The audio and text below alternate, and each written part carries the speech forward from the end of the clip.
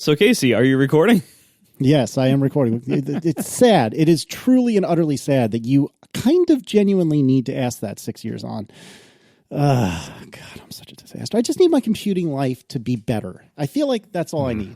So we had 3.5 minutes of flawless content, absolutely perfect content that is lost forever because I forgot to start recording.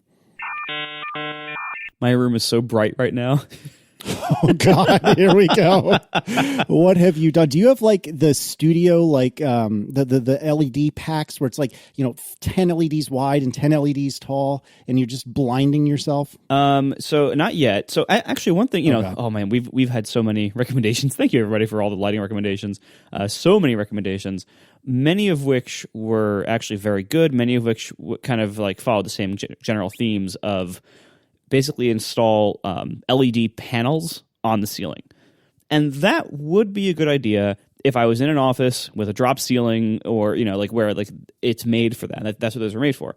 But I'm in a regular room in my house with like a regular solid white ceiling. And so any kind of like, thing made for offices where you just put a few big rectangles on the ceiling is not going to fly.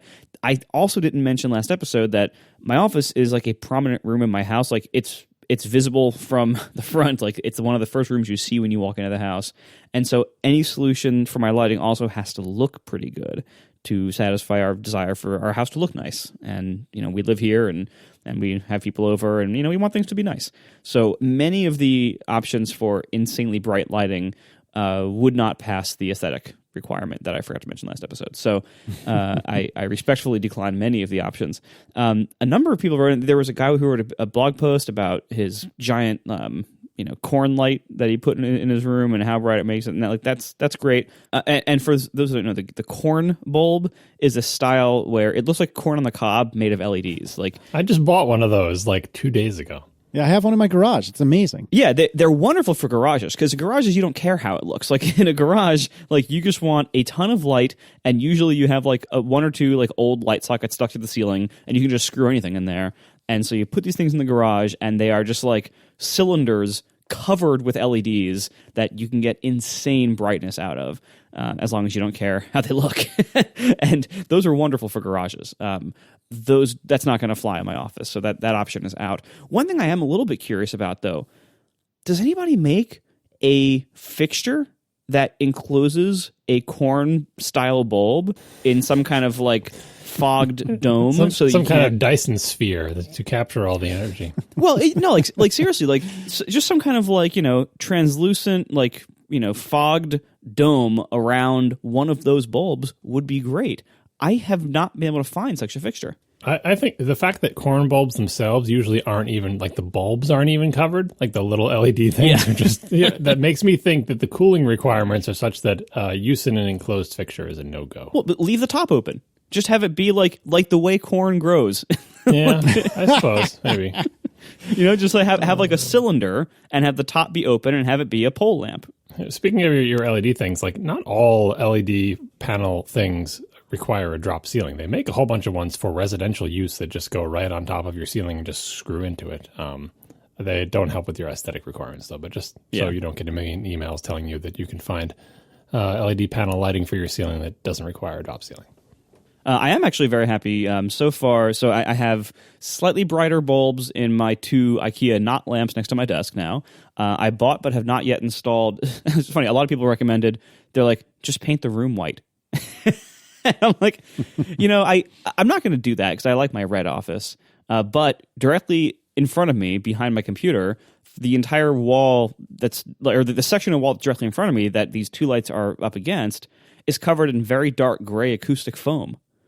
And so I have bought but not yet installed white acoustic foam because it doesn't need to be gray, and they make acoustic foam in pretty much every color. So I bought new acoustic foam to stick behind my desk. I was going to do it today, but didn't get to it in time. I wanted to like have an update for the show, so maybe for next week I'll have that done. But yeah, it's just like increasing the amount of light that can reflect off the wall behind my desk is probably also a very good option. I'm wondering if that's going to pass the Historical Commission. It already has. Well, the idea of it has. We'll see how it goes in practice. Yeah, because like white, it's like, oh, white, fine. White goes with red. That's no problem, and it's bright. But is it white or is it like whitish? And does it change color over time? We'll see how this goes. Yeah, that's always a risk with whites. So I guess we'll find out.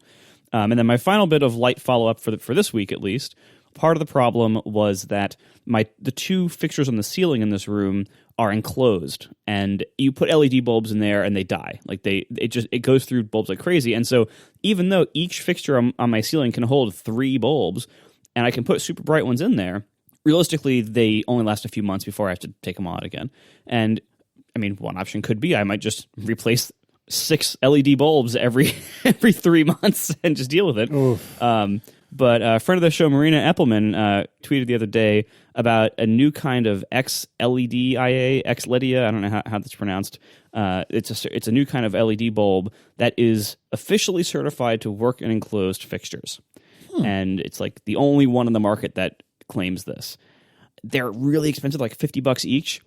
I took the risk. I put 6 of them in there. We'll see if they die. The reviews on them on Amazon, many of them were great, glowing reviews, and then some of them were like, yeah, they died anyway. So we'll see what happens. But I do now have 6 100-watt equivalent 5,000 K bulbs. It was the closest they came to 4,000 in my ceiling fixtures, and that helps as well. So I'm sitting in right now a very bright office late at night, and I'm actually kind of happy with this light level. I don't think I need much more than this. So far, so good. We'll see what happens when I put the white foam up, and I will provide an update next week on this exciting segment of Marco's Light Globe. Yeah, I forgot last week. I should have written it down because I thought of it and then forgot to bring it up. And a lot of listeners wrote in with the same idea. Those seasonal affective disorder lights are just like this big, bright light that you're supposed to shine at your own face to make you feel better about the fact that the sun isn't there. And I forget if you had one of those or not. I don't think they're not meant to light up the room, but they do help. Yeah, so I actually made the chapter art last week, a shot of my desk with these 2 IKEA knot lamps next to it, and keen observers would have noticed that I actually had one of those on my desk, pointed directly at my face, sitting on top of my left speaker. And I actually just took it down today as I was preparing to move my desk out of the way to put up the new foam. And I started using that last year for the first time, and it's fine. But I don't love having bright light shining in my face directly. Like, it actually is fairly intense, and it was fine a little bit. I don't think it made as much of a difference as just having a super bright office in the first place. So that's why I'm trying the super bright office this time. And if I really want to try the sad light as well, I guess I'll turn that on as well. But for the most part, I didn't get as much out of it last year as I hoped I would. And meanwhile, I think solving the better problem is just making the room insanely bright. What you need is like an Apple-style solution where your entire ceiling just looks like a normal ceiling, but there are actually tiny little pin-sized holes, millions of them, and behind them is a full, field of RGB LEDs covering the entire ceiling, and then there's software that controls it to the color temperature and the brightness, and it's like the sun rises and the sun sets and the color changes, and when you turn it off, it just looks like a normal ceiling. That would actually be kind of awesome. And very affordable, I'm sure. Mm-hmm. Well, you wouldn't need a stand for it, so maybe it would be affordable. Yeah. Well, I hope you get your light situation squared away as soon as possible, because nobody likes a sad Marco. You just got your keyboard finally. We don't want you to get sad again. It's funny. I'm adding up like the wattage of brightness that is in this room right now. I got 600 on the ceiling plus 700 in the pole lamps. Yeah, so I have 1,300 equivalent watts of light. I was going to say that's equivalent, right? Yeah, it's going to be more and more difficult to explain to younger and younger people why we keep talking about light in terms of wattage as if it's a measure of light output. Well, because I really hope you don't have 1,600 watts of anything producing light, but no. Watt equivalent. Yeah, exactly. Yeah, no, they're 100% LEDs, and they use like a tenth of that. Yep. That's the great thing about LEDs. Like, if I leave one on overnight, which I don't do often, I come downstairs and I'm like, oh well. Whereas if I had, the 300-watt equivalent light bulb in the garage, if I actually had a 300-watt light on in the garage all night, that would make a dent. See, and if you don't care how bad something looks, garages have all sorts of options. Like, so they have the corn lights. Then they also, I discovered all these things when I was looking at, various bulbs I could put in my knot lamps. They also have these things that look almost like little fans. They have like three or four or five like little panels that like fan out from the center that are all just covered in LEDs. Like, there's all sorts of crazy options out there, and as long as they can look hideous and be very harsh to look directly at, then it's it's totally fine for garages and everything. So yeah, now I'm thinking like, oh, I could put more fixtures in my garage and have an even brighter garage now. For all the work you do on your electric car. That sounds like me. We are sponsored this week by Squarespace. Start building your website today at squarespace.com/ATP. Enter offer code ATP at checkout to get 10% off. Make your next move with a beautiful website from Squarespace. Squarespace makes it incredibly easy and fast to build an amazing website for your new business or your idea or your portfolio or whatever you might need to make a website for. New projects, whatever it is. Squarespace makes it super easy. You can build an entire website start to finish with everything you need. You can even register the domain name with them if you want to. Everything start to finish. You can design a logo there. And then once you have your website with Squarespace, it's super easy to update. They have amazing support if you ever need it, although honestly you probably won't. They do all the updates for you for like new devices and everything to support. You don't have to worry about like software patches or installing security upgrades or anything like that. Squarespace takes care of all of that for you. No matter what your skill level is, you can do it with Squarespace. This is all done with easy to use, intuitive tools, no coding required. All of it is visual, live previewing everything. And you can customize your site to your heart's content. So whatever you want to do on Squarespace, you can do it. You can put your own colors, your own logos. You can restructure the templates to put your own, blocks in different spaces and everything. It's amazing what you can do with Squarespace in so little time and with so little effort, even if you're not a web programmer. So you can see for yourself by starting a free trial site today at squarespace.com/ATP.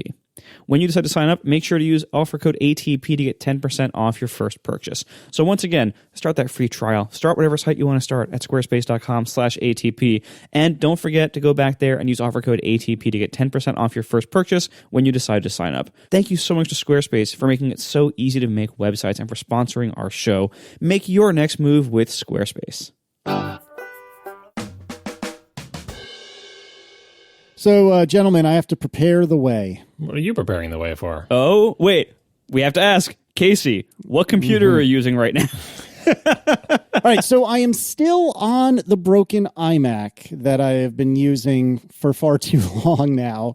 And the funny thing is, after I had done my desperation install of Catalina, which I have a little bit of follow-up about that in just a moment, but after I did my desperation install of Catalina, everything was actually working really, really well for like a week and a half. And I did order a computer on Black Friday, and we will talk about that in a moment. But when I ordered the computer, things were actually still working pretty well on this iMac. And I couldn't help but wonder, why did I just spend thousands of dollars? But in an absolutely wonderful turn of events, the Sunday after I ordered the computer, so this past Sunday, I was using my iMac, and sure enough, all of a sudden the mouse just decided to not listen to me, and the cursor was delayed like it was walking through sludge, and the clicks were ignored until suddenly I had the machine gun again. And in a way, I was almost relieved, because that meant, yes, this thing is still a piece of garbage that still needs to go away. My quick follow-up with regard to the Mojave install, if you recall, I intended to put Mojave on my computer because it seemed like everything still worked on Mojave. And then when I went to install it from my USB key that I'd made way back when, I clicked the continue button on one of the very first prompts in the installation process, and it just hung. And there was no error messaging of any sort. We had discussed how I should have looked at the console and didn't.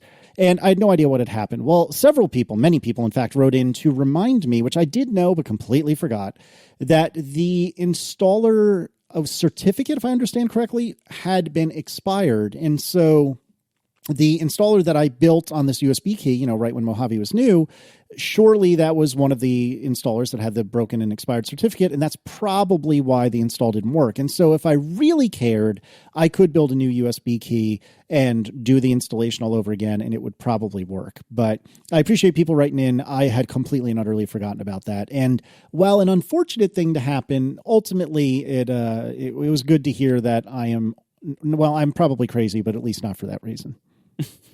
So on Friday, I decided it is time. I'm going to order myself a computer, and I am an easily influenced person. Sometimes I listen to friends or people on the internet a little too much, and I decided I'm going to do that again this time. I bought an iMac Pro. Hey, finally! So that is what I have done, indeed. So through a series of events that I'm not going to share, I was able to get a pretty solid discount on this iMac Pro from a friend of mine. You're friends with Tim Cook, aren't you? Yeah, I spoke to Tim. I spoke to Tim Apple and said, "Hey, Tim, can you hook me up on this?" And he said, "No problem." No, I got a pretty good discount on it, which meant that I could afford to get a much nicer build than I would have otherwise been able to do, because up until knowing that I could get the discount, I probably would have gotten that refurb that you had pointed out, Marco, which is genuinely an extremely good setup. And I don't know if it's still available at this point. Yeah, but there were a couple of good Black Friday deals too from various people, like giving at least the base model was down, I think, to like 3,400 on some sites. Like there were some good deals on that base model. Yeah. But what I ended up doing, because again, I got a very, very, very steep discount. It is new. I got one with the 10-core processor. I went very back and forth on this, but I figured if I'm going to be spending $5,000-ish on a computer, I might as well do it right. So I got the 10-core processor, 64 gigs RAM, and in no small part because of Marco Arment, as always, convincing me to spend more money than I want to. This is how our friendship works. This is how our friendship works, and I am usually thankful for it. I ended up getting the 4 terabyte drive as well. I almost said hard drive. I'm trying to break myself of that habit. I got the 4 terabyte drive as well. Disk, I believe, or I guess yes, what are they? disk. I mean, I know you can say SSD, but like, I mean, because like drive is kind of like that's true. Hard drive. It's also hard. Like, it's not soft. It's not floppy. Oh man, that's funny. But yeah, so that's what I've done, and it was a lot of money, and I am not overjoyed at having spent that much money, but I am overjoyed to receive it. In fact, earlier today, I got the notification that it went from processing to preparing for shipment. I forget how you phrased it, Marco, but to butcher your line and to steal your line, one of life's great joys is being able to tick the express shipping box on a custom built order computer. Yep. Because on this $5,000+ computer, the express and it's a heavy computer, by the way. I don't know how much they weigh offhand, but it's not light. Nope. I mean, ask Margo. He carries his to the beach every year. But anyway, on this express computer, on this large desktop computer, express shipping was a totally unaffordable $8. So I absolutely ticked that box. I think it saves you like 2 or 3 days or something like that on the delivery time. And they're always the express shipping from Apple is always like ridiculously cheap. Obviously, they're subsidizing most of the cost of it. Like, and I figure at that point, if it's like $8 or $9 on a $5,000 computer, like why don't they just always include express shipping? Like, why is it even an option? I don't even know. But anyway, so I have a new iMac Pro, a new 2-year-old iMac Pro coming my way, and I am genuinely very excited. Now, the question is 2 questions in one, really. One, is it going to come with Mojave? I believe Mike's did, and he bought his just like a month or so ago. And if it does come with Mojave, am I going to be a moron and put Catalina on it, only to create more of the same problems for myself? So we'll see how my willpower goes. But I'm very excited. I appreciate you and the listeners for putting up with my waffling and indecision over all this. But hopefully this story is coming to an end sometime in the next 7 to 10 days. Well, and also I would like, even if it comes with Catalina, that machine is compatible with Mojave because it came out before Catalina did, and it originally shipped with Mojave. So you can always download a Mojave installer and wipe it and put that on there if you wanted to. Yeah, that's true. I don't know. We'll see what happens. I'll probably just live with whatever. I'm telling myself I'm going to live with whatever's on it. It's such a burden. You know what I mean, though. I'm just going to stick with whatever's on it, and we'll see how well that works out. There's outside of dark mode, which I actually have come to like, and is that unique? No, that's not unique to Catalina, is it? Nope. Come to think of it. Okay, never mind. Because dark mode is the one thing that I'm really, really enjoying on this iMac right now that I thought was Catalina only until 2 seconds ago. So I might not even bother for a while. We'll see. But I am super excited. I appreciate all the help and tutelage from the two of you and the listeners in getting this squared away. A couple of quick things that a lot of people have said, why not a 16-inch MacBook Pro? Ultimately, it's something that I think Marco said, which really it was probably John because it's always John. I don't really want a 16-inch computer. I don't want a 16-inch laptop, and I'm not discounting the fact that it's amazing. Not at all. I'm just saying that's not a size that I really want. And so from the beginning, a 16 for me would have been a compromise, and it would have been a beautiful compromise, an incredibly easy and great, and I'm very lucky to have it compromised, but a compromise nonetheless. And so I decided not to do that. A lot of people wrote in to ask about a Mac Mini, and it's a fair question, but in a lot of ways, I felt like the Mac Mini like half solved all of my problems, but didn't completely and utterly solve all of them. Like, as silly as I would then need to get a monitor. And yes, there are monitors on the market, but the one I would get would probably be the LG. And that's another like $1,500 or something like that. So, or $1,300, I think. And this was another thing I ran into with the 16-inch. I would want to get a monitor. I would want the 5K LG, et cetera, et cetera. And the 16-inch MacBook Pro, when spec'd the way I wanted it and with the monitor I wanted, was effectively iMac Pro money anyway. Now, yes, to be fair, I can't pick up the iMac Pro and take it to my local grocery store unless I have Marco's fancy carrying case. But nevertheless, it just seemed like the 16 was just a compromise, and a Mac Mini just half solves many problems, a lot of problems, but it only half solves them. And the iMac Pro, it really effectively and efficiently, well, except financially anyway, efficiently solves every one of my problems with the exception of portability. And hopefully sometime next year I can scrounge up enough money to get myself like a base model 13-inch MacBook Pro or 14 with a refreshed keyboard. Yeah, now you've got something to look forward to, because now you, instead of being saddled with that 16-inch that you didn't really want, and by the way, I think both Marco and I said that multiple times because it's true. There you go. You'll be able to anticipate the small laptop that you actually wanted and be able to buy one that is not, stuffed with all the most expensive stuff you can put in it, because you don't need it for that, because you've got your desktop to handle those needs. One thing you didn't mention is what GPU you got. Whatever the stock standard one is. I don't even remember off the top of my head. I did not tick any upgrades other than processor, RAM, and disk space, however we're phrasing it. What input peripherals did you get? I already had purchased Underscore's black keyboard and trackpad and mouse off of him when he got his iMac Pro. So I just left the defaults, because even though you left the defaults? Yeah, well, it's default, I guess, because the keyboard is the keyboard. But yes, exactly. Aren't they going to give you the tiny keyboard with the terrible half-size arrow keys? No, the one I have has faults. I don't know. I understand your question. I don't know. I'm nervous for you now. But it doesn't matter. I'm not going to use it. I think they gave you the big one with the iMac Pro. I think it's the big one as well. Yep, I can confirm. I just looked across the room at Tiff's because she uses it. It's the one with the full numpad. Yeah. Okay, then that's what I'm using. Dodge that bullet. I remember a couple of years ago they changed the default to be the tiny half-size keyboard. It's like, no, it's not the right default. Well, that was the default on the iMac since I can remember. No, it's bad. It's bad. I really like that keyboard if you're willing to. Not only do they have the same keyboard on their 12-inch and 15-inch and 16-inch laptops, but also on your expansive desk, same keyboard. It's not a good plan.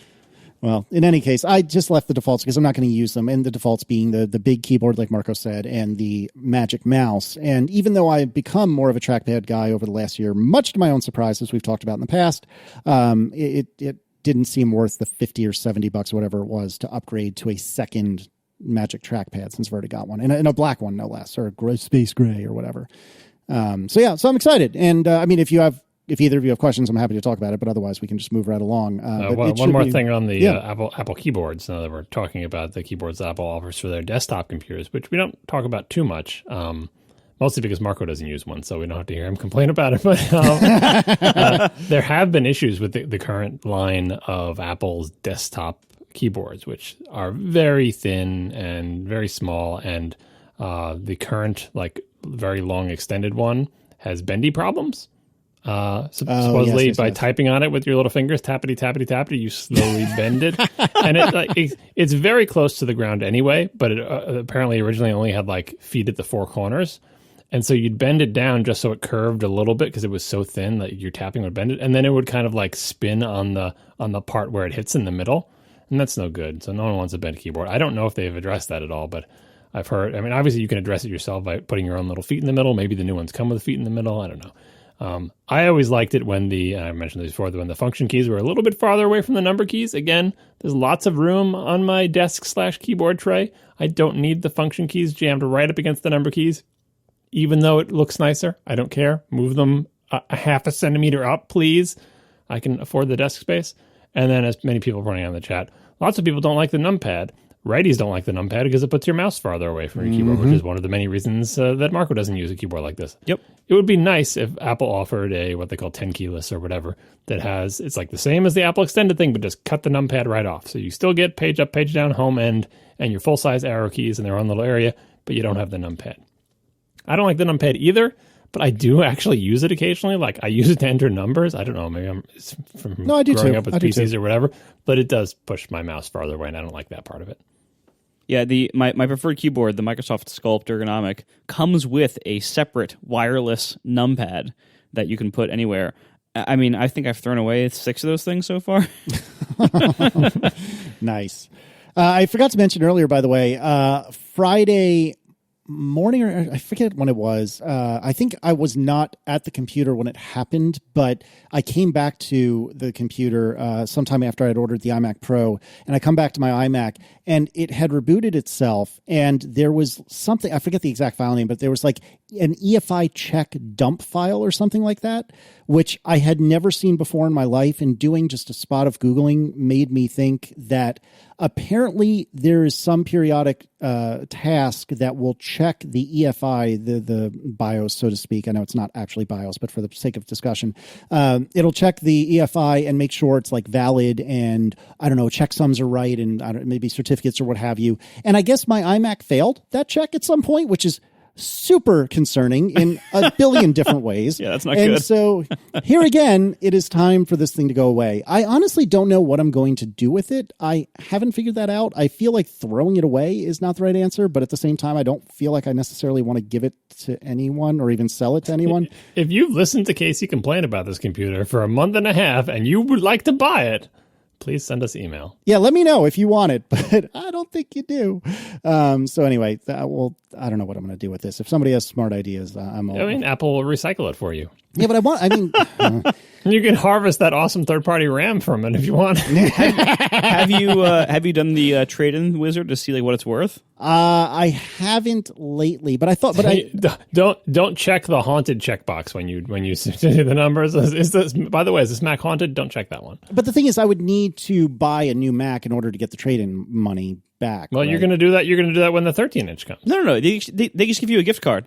They literally just give you a gift card. You don't need to be buying one at the same time. Yeah, it's go to the link in the chat. If you Google for Apple Trade-In or go to that link, and then they just want the serial number, and then they look up the model number from that, and that's it. It's super easy. Well, I'm going to do this right now and find out how much my my Mac Pro is worth. Let's see. serial number.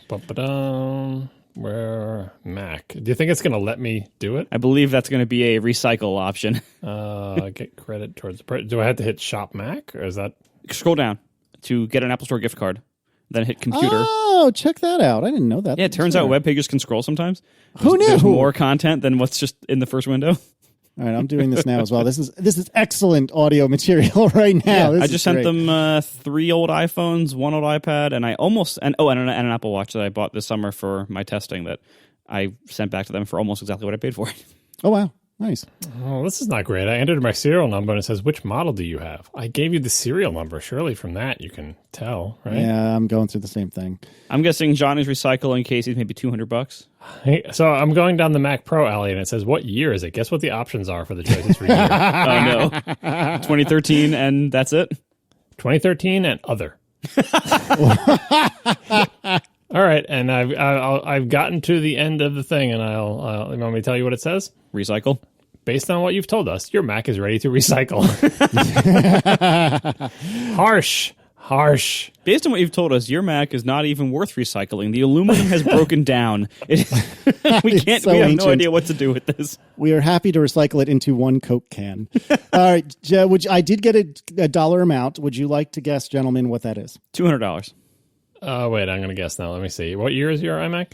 It is late 2015. It is 4 gigahertz quad-core i7 with 32 gigs of questionable RAM and a 1 terabyte drive. This is a few-year-old iMac that at the time you bought it would have been something like $3,000, right? Something like that, yeah. I'm going to say $800. Well, if we're playing Price is Right rules, Marco won, but you are closer. $580. Whoa, that's lower than I take thought. it. Take this deal. I absolutely will take that deal without question. I didn't even know this was a thing. I thought you had to buy another computer. Yeah, they send you a box and everything. They just send you a gift card like in a couple of weeks, and then you can use it whenever you buy anything next from Apple, and you can stack them up. You can use more than one. That's excellent. I'm glad we had this conversation. Yeah, so thank you. And this is I get rid of a bunch of stuff this way because it's not. I know that when you sell things privately, you can get more money, but it's also a pain in the butt. But then you'll be inflicting this computer onto a private citizen, which no one wants that. No, I don't want to do that. Exactly. Like by doing this, like this is going to go into refurbishment and parts and all sorts of crap. Like this is going to be like no longer your problem and also not the problem of anybody you know or directly took money from. Right. No, I am really, really genuinely happy about this option. I did not even know that was a thing. That's excellent. Thanks, man. So Casey's Computer Corner, I'm sure we'll do a small update when this thing arrives, which might be by the next time we record, but probably not. But otherwise, I'm super pumped, and God willing, and hopefully it won't be a problem. Actually, I expect to have no problems with this computer because I did tick the $150 or whatever AppleCare Plus box when I ordered it, thinking to myself, well, given the great track record you have with your iMac, you might as well play it safe.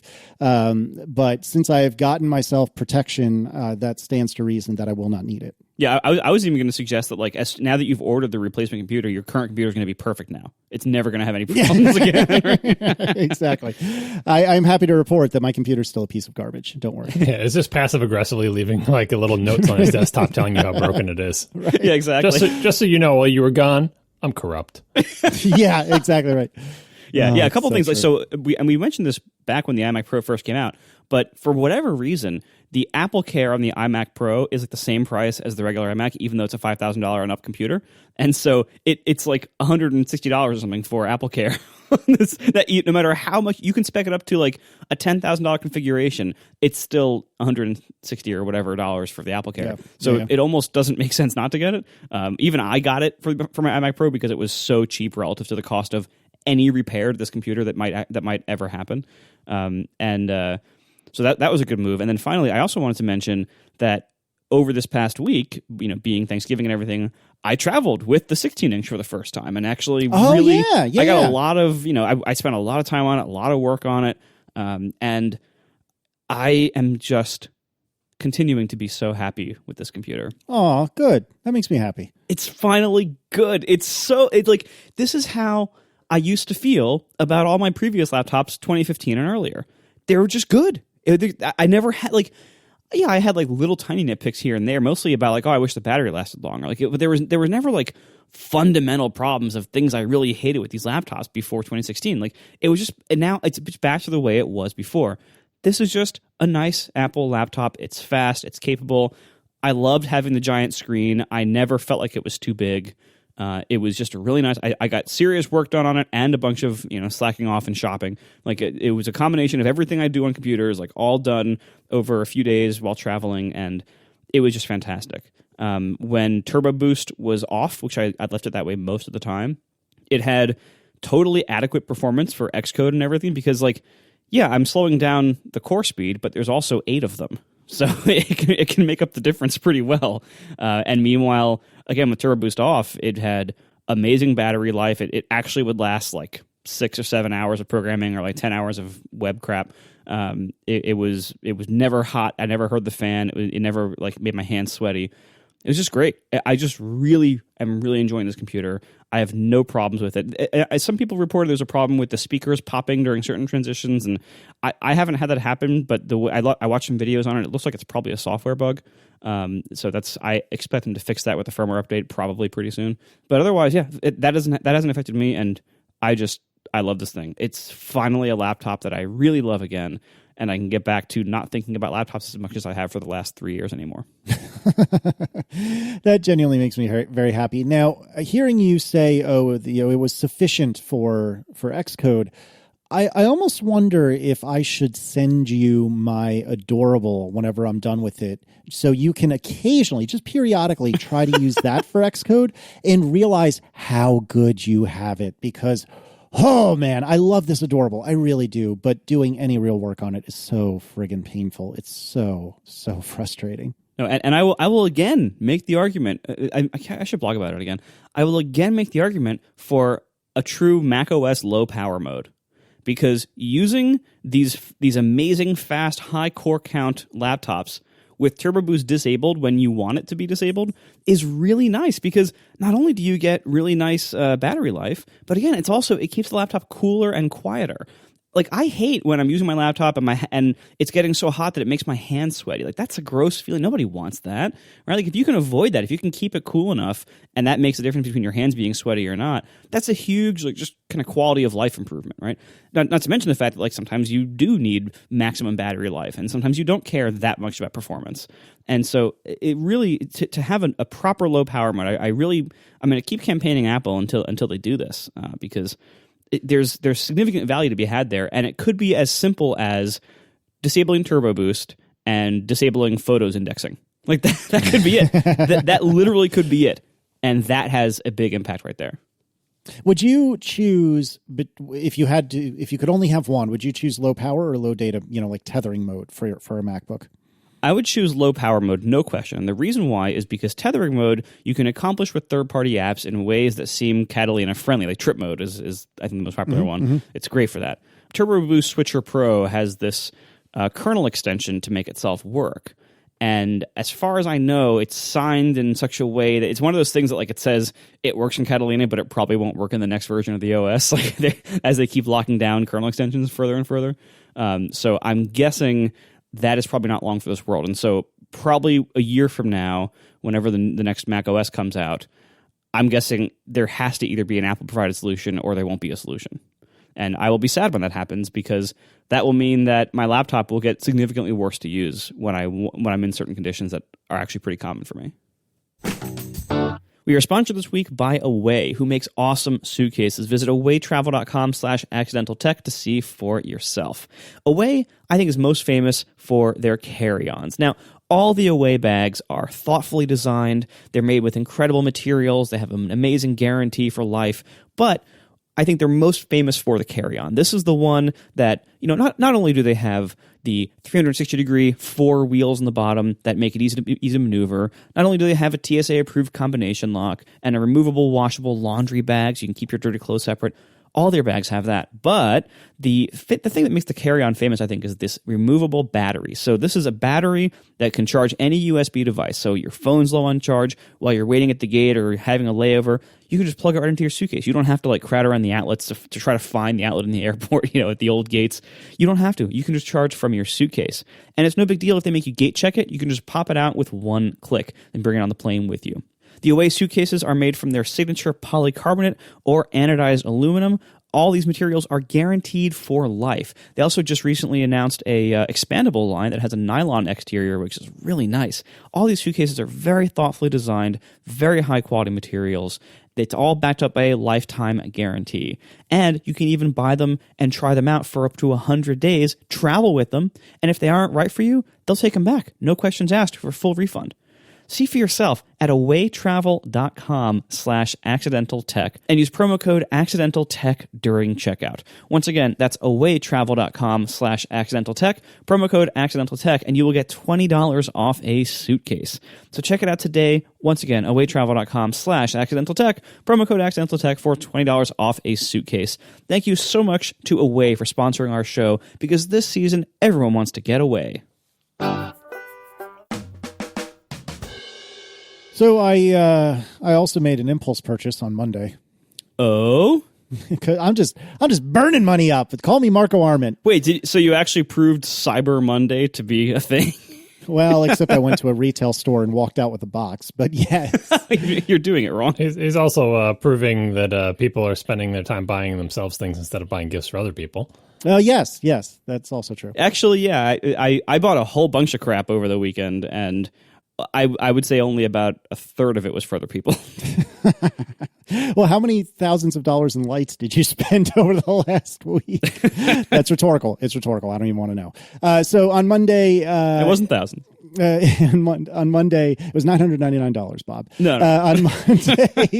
On Monday, $1. I went to the local Costco and I bought myself, and by that I mean the family, a brand new LG C9 55-inch TV. Nice. Which is their OLED. It is the first 4K TV that has entered our house. It is actually the first TV that Aaron and I have purchased possibly ever. So we got a 720p TV, which at the time was pretty nice. Like I think 1080 was just starting to be a thing when this thing was new. This was 07 because it was when we got married. And then a few years later, I think it was in like 2011 or thereabouts, we were gifted a 1080 TV, a 40-inch 1080 TV. And that was our TV up until Monday. And now we have this 55-inch monstrosity that is up above our fireplace, which, yes, I know is a terrible place for TV. But if you've seen the way our living room is set up, it's really the only place for it. Marco can vouch. And so anyway, so we got this new 4K TV, and it's lovely, and I really like it. The problem is I have no way to feed it 4K content at the moment because I have a 1080 Apple TV. It does have an internal YouTube app, which I've used briefly and was good. It has an internal Netflix app, which I haven't tried yet. I want to see if there's like internal isn't the right word for it, but you know what I mean. If there's a Plex app for it, so I wouldn't potentially may not even need an Apple TV anymore at all. Who knows? I don't know that there is a Plex app for it, but I haven't had a chance to look yet. But it seems really nice. It has HomeKit support, which really only means like power and inputs on this particular TV. But it's still kind of neat. Yeah, you were asking about that. Speaking of HomeKit, you were asking about HomeKit support for your television. And the whole time I'm thinking, what do you do with a TV with HomeKit integration? Like, can you explain like what you're looking to automate or make work with HomeKit? Is it just saying words to turn the TV on and off? Yeah, well, so really what it came down to is I viewed it as a similar thing as I did CarPlay. And just hear me out for a second. When we got our two most recent cars, I was insistent that we get CarPlay because I felt like, and I do still feel like, it was kind of future-proofing because at some point, I'm going to be disgusted by the onboard navigation in either car, or I'm going to want functionality that either car didn't come with that's available via CarPlay. And so I wanted to make sure that both of these cars had CarPlay because to me, it helps them. Unlike Teslas, you don't usually get updates to your car's infotainment. And so I felt like it would keep them more modern, even as the cars themselves get older. And with HomeKit on the TV, it was a similar thing in spirit in that, I don't know why I need it. And to be honest, it's kind of whatever. But I just felt like since I know it's a thing, why wouldn't I try to get a TV where it has HomeKit support? And actually went through a really frustrating several hours. I know life is terrible for me around these days, but but I couldn't get HomeKit to work on my brand new TV. You guys, the struggle is real. I got to tell you. And Look, what it turned out was, let's just disclaim that most of the things we talk about on this show are incredible first world problems and privilege, etc. Okay, let's move on. Exactly. So anyway, so I couldn't get it to work, and I don't have the gentleman's name. There were actually two different people that wrote in, but the first person was a gentleman that had said to me, "Hey, if you get the TV hooked up with your cable box, and remember, I'm a FiOS TV subscriber as well. If you have it hooked up to your cable box such that it can control the cable box, which I had done." It won't let you add the TV to HomeKit. And this was extremely frustrating to me because when I went to add this accessory to HomeKit, it put up a QR code on the TV. I scanned the QR code with my phone, and my phone says, nope, didn't work. And the TV was like, yes, we're good to go. Okay. So as far as I was concerned, the TV was happy and it was Apple that was the problem. And Apple, put up a tremendously useful error screen. And I'll put a link to my tweet about it in the show notes where I was whining about it. But basically, the dialogue said something like, I think I could go back, dismiss, or hit OK or something like that. And it basically just said, couldn't add accessory, back, dismiss, or OK. Like, guys, can I have some amount of feedback here, please? Anything Anything would be lovely. But it turns out it was not an Apple problem, and it was actually an LG problem. And there's something about when the LG is hooked up to the cable box that it will not allow or will not work with HomeKit. Something that people theorize it's something related to Bluetooth. I don't know. But once I disconnected the cable box in a figurative sense, so it's still connected via HDMI, but it's not doing any of the fancy like channel surfing and so on and so forth. Then I was able to add it to HomeKit, no problem. And in this particular setup, the only thing it lets me do is turn it on or off or set an input. And since I am an HDMI CEC unicorn, I don't really need that often, because like if I want to watch the Apple TV, I just turn on the Apple TV and it turns on the TV and it makes it jump directly to the correct input. So that is many, many words to say, John, there is no damn point to me having HomeKit on this TV, but I knew it was a thing, and so I wanted to have it. A real-time follow-up, you can indeed get Plex for your television. Oh, excellent. Yeah, the LG has like a whole app store, basically. It's a content store. The name of it is LG Content Store, which is not a good name. No. I suppose they can't use App Store because, Apple and lawyers or whatever, but... Yeah, whatever. I don't know if it has an Apple TV app. I need to look into that. Oh, and I will say that in theory, sometime in the next 2 or 3 weeks, I will get a voucher for a year of Disney Plus. I was dragging my feet on subscribing because there was nothing that I personally was like dying to watch. Yes, I know The Mandalorian's a thing. Yes, I should probably be excited about it, but whatever. The thing I was actually am most excited to watch is there's apparently an Imagineering like documentary series or something like that, which I'm super amped to see. Well, anyways, apparently there's a promotion where if you get an LG OLED TV, of which this is, then you can get a year of Disney Plus. So you had to like upload a scan of your receipt and so on and so forth, which I've done. And I guess sometime in the next month they're going to email me a code so I can get a year of Disney Plus. And I'm pretty amped about that. I know there is a Disney Plus app on their home screen app store, whatever you call it. I didn't look for Plex, but the chat room is saying yes, Plex is the thing that I can install. So I'll be checking that out too. Maybe I won't need an Apple TV 4K. Who knows? The question you haven't answered yet, though, is did you calibrate your TV? So by John's definition, no. By my definition, yes. So when I got this TV, John immediately said, you must use the THX TuneUp or whatever it's called app in order to get it calibrated. I did not do that. I might. But what I did do was the other thing you suggested, which is use, what is it, Artings or something? Yep. And use their like calibration guide to just get it close. And that is what I've done. Did you see here? But the thing about Arting's settings, they have settings on their website, rtings.com, and you find your model of TV and you can look at what their settings that they recommend are. But they are not sort of religiously anti-motion smoothing. So very often they will tell you to turn down the motion smoothing or to pick a particular option in the motion smoothing. So I would say get your settings from rtings.com and then disable all of the motion things. Anything that inserts frames of video that did not exist in the source, you want to turn that off. I know it's hard to tell what those things are because they all have lots of weird names, but the Arting site will usually explain to you, this is the thing that does motion interpolation, frame interpolation, whatever. Turn them off, not low, not medium, off. Mm-hmm. Yep. So I would suggest you do that. I think I have, but knowing me, maybe I didn't, so who knows. But anyway, I'm really pleased with this. It's really neat to have a very pretty and big TV, and it it seems to have taken the place of my other TV really well. I have a very odd home theater setup, which the details are not particularly interesting, but this was basically able to slide into place in using all of the connectors that were already there. I didn't need to like get rid of component cables, for example, for the sake of argument, and like put in HDMI or anything like that. Everything worked out just like I wanted, which is super great. And I'm so far really, really pleased with it. And WebOS is the first time I've used WebOS, and I mean, it's fine. Seems good for the most part, but I like it. It's a nice TV. So that's it. Do you notice the picture quality difference?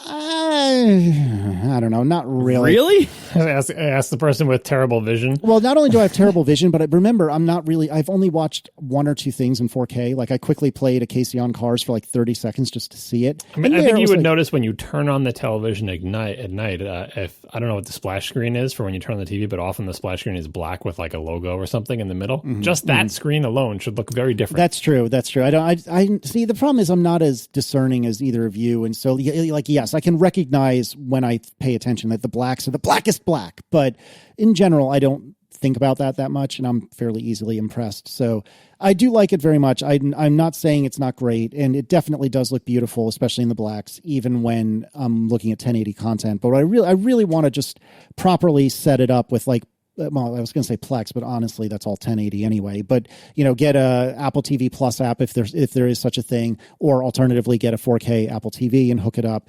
Actually, I meant to bring that up. Something that does concern me moments after I said, oh, all my old cables worked great. There were no problems. Something that concerns me is I put HDMI or had HDMI put through the walls or through the wall in order to go from where the like receiver and cable box and whatnot are to behind the TV, which is again mounted up on the wall. And I'm deeply concerned that whatever HDMI cable that I put in there literally 10-ish years ago isn't going to have support for all the new fancy stuff. And I'm going to have to get somebody. It absolutely doesn't. It does not. Yeah. Yep. So then I'm going to have to go through the walls myself or get somebody to go through the walls and replace it all. Well, if you don't use that fancy stuff, if you don't use enhanced audio return channel and you don't use like the latest Ethernet or power tunneling things, like if you don't use any of those features, you should be okay. But I don't. But what about like HDR and all that other fancy stuff? Yeah, might be okay. What you really have to worry about is HDCP, the copy protection crap. Depending on what you connect to it, try it. It will be clear when it doesn't work. Like, and HDR is a whole other realm of calibration and settings and stuff that I haven't actually dealt with. But it should also be obvious if you run any sort of test things whether HDR is quote unquote working or not. But I think, like most cases, HDMI, you either get a picture or you don't. And when you don't, something is wrong. You won't be able to do high frame rate. You won't be able to do the wide color gamut stuff. Like lots of stuff you won't be able to do over that 10-year-old cable. Well, and that's the thing that I'm worried about is that it will show me a picture, but it won't be as fancy and nice a picture as it could have been. Like it will be non-HDR for the sake of discussion. There should be some. I don't know this particular TV, but it's usually some way that you can put an overlay where it shows information like what is the frame rate I'm currently getting, what is the color space, and then you can look at that information and figure out what's broken about it. But yeah, that's unfortunately HDMI standards march along, and the TV you got is the one that has I think the most support for the latest HDMI spec. HDMI 2.1 includes lots of features. This TV doesn't support all of them, but it supports more of them than its other contemporary televisions. So, would behoove you to get a new cable that supports all the fancy stuff. Yep. So that's a thing, which, I mean, it's a self-created problem, but I'm going to probably need to work that out at some point. But sitting here now, it's a very nice TV. Who'd have thunk it? So I'm really pleased about that. So you can have an empty tree this year. It's just going to be Christmas morning, and you're going to have a lump of coal. It's like, well, Casey, you already bought yourself every present you could possibly want, so yeah, you don't get anything. That's very true. John, you apparently had a new experience sometime recently. You want to tell us about that? Got to try out a new gaming system without buying anything, which is always the best way to do it. So Stadia launched, Google Stadia. We talked about it many shows ago. I talked mostly about the idea of streaming gaming services and why people keep trying to do it and why people will keep trying to do it. And we didn't know if Stadia would finally succeed where all those other services have failed. It's from Google. They have a lot of money. They talk a lot about their cool technology, whatever. Anyway, they launched their service. And because it's basically a service and not a game console, they don't technically need to launch any kind of hardware because you can play Stadia games on any device that's supported as sort of a client, including your computer with a web browser. So on your Mac, launch Chrome and go to whatever it is. It's like stadia.google.com or stadia.com. I don't know, whatever it is, stadia.tv. I forget. Stadia.google.com. There you go. Anyway, go to that in your web browser. Yes, your web browser on your Mac. And boom, you're playing a console game that's running in Google's data centers. You can play it on, I think, your iPad and iPhone, or maybe just Pixel phones. Eventually, it'll be on your iPad and iPhone. You can play it on your television if you have a Chromecast, but then you need a controller. And the one hardware thing they do sell you is there's like a Google Stadia controller that is basically everything you need. Like it connects to Wi-Fi. It does all the stuff that your Mac would be doing in its web browser or whatever. It does all the connection stuff, and then it sends to a Chromecast on your television. So if you wanted, you could buy that. And in fact, that's the only way, or was the only way it launched where you could play Stadia, is if you gave them like $130 for the controller, and I think maybe it came with a Chromecast, I forget. And you would get this little box, and they had all the YouTube people opening up their box of their Stadia controller and trying it out and so on and so forth. Google sponsored a bunch of those videos, but I didn't do that. I'm not going to pay $130 for a controller. I probably won't like, for a gaming thing. I probably won't like. So I'm like, I have to wait until they eventually let you try Stadia for free just in your web browser. But it turns out that everyone who got one of those cool. I think they call them like the founders box. Like if you gave them money ahead of time or pre-ordered for it or whatever, you got that. But you also got invite codes. So somebody sent me an invite code, and I was able to join Stadia and go through sort of the account creation process and all that other stuff. Before I get to the gaming part of it, this is the part that made me dislike Stadia the most, and has nothing to do with playing games on it, surprisingly. You go through the setup process, like, oh, welcome to Stadia, blah, blah, blah, enter a bunch of information. Inevitably, like, as you would imagine for any sort of network-based service, it makes you pick a name, a quote-unquote gamer tag, as the kids say. Because that's how people relate to each other online. I have a gamer tag that I've been using since college, and I have it on PSN, and I have it on Xbox, and I have a different one on Steam. And I typed that in, and it went to the next screen. I'm like, great, I must have gotten in early enough, because none of the small group of founders took my preferred gamer tag, which is a weird word and not, any part of my name or whatever. And so I'm glad I got my name. And then the next screen said, okay, here you go. And by the way, it showed at the bottom a number sign and then 4 hyphens. And it said, and by the way, to distinguish your name, a number may appear after it to differentiate it from anyone else who may have the same name. I'm like, oh my what? word. That's weird. Well, I suppose if someone else picks the same name as me, I guess we're both going to get numbers, or maybe if we're both in the same game, we'll get numbers after our things. And anyway, I just sailed through because, whatever. And then I started playing something, and my name had a number after it, had a hash mark and a number after it, a 4-digit number. Like, okay, there are not, 9,999 other people who pick this name. There's 500 people on the service total at this point. Like, no one is using this. Why do I have a number after my name? With a little bit of research, I mostly figured out that the only way you're ever going to see your name without a number at the launch of this service is if you are one of those founder people. Everybody else, no matter what name you pick, will get a number after your name. This is apparently a thing that lots of services are doing to try to avoid, I guess, namespace pollution and let people be happier to get their names. But let me tell you, this is the wrong choice from a human factors perspective, right? Not being able to get your name is bad and makes people sad. I understand that. But saying that everybody is going to have numbers after their name is worse. And even worse than that is saying a tiny elite set of people won't have numbers, and everyone else will have numbers, even if the name you picked, nobody else picked that name. This, you think, wouldn't make any difference? Who cares what your name is online? Who cares if you have numbers after it? That doesn't, but that's a big issue for me. If I had known that I was going to have numbers after my name, I would have picked a different name. It turns out it doesn't matter what name I picked, it would always have numbers after it. That's bad. I don't want to have numbers after my name. I try to teach my children that. I think it's a lesson for everybody. If the name you want is not available in the service that you're using, find a different name. Don't put the year of your birth after it. Anyway, that's like personally identifiable information. Don't put a 7-digit number. Don't put 420. Don't put 69. Don't put 1138. Don't put 42. Don't put 360. Like, do not put those numbers. Like, don't add numbers. Don't put 2. Don't put 3. But don't put 7. Don't. The only thing I allow, for young people only, basically, is ASCII art based on like little letters, like lowercase x, capital X, underscore, underscore. If your name is underscore, feel free to use as many underscores as you want, but no numbers. So I'm unreasonably upset about the fact that my gamer tag has a hash mark or whatever, and a 4-digit number after it every time you see the name in a list of like things. an animal. And then it's alongside sometimes people who don't have numbers. The haves and have-nots in Stadia. Oh, John, I'm so sorry. Anyway, I played Destiny. Destiny recently rolled out cross-save, which is these amazing terms in the industry for incomplete features.